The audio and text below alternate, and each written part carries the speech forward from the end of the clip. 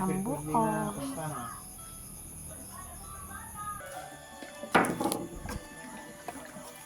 Ayan. Hello. Ayan.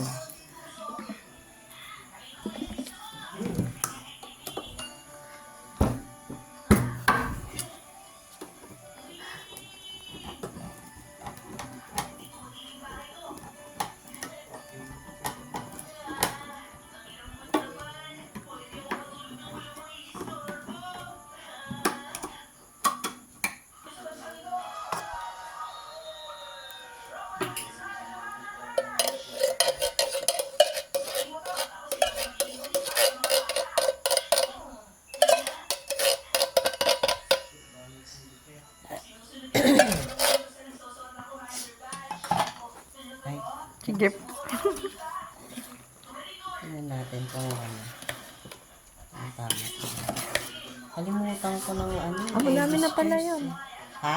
Ang dami na pala yung gatas. Parang nakulangan ako dun sa today's. May ano pa ako dyan, mansanas. Ito na lang natin ng mansanas. Yun lang ang ano.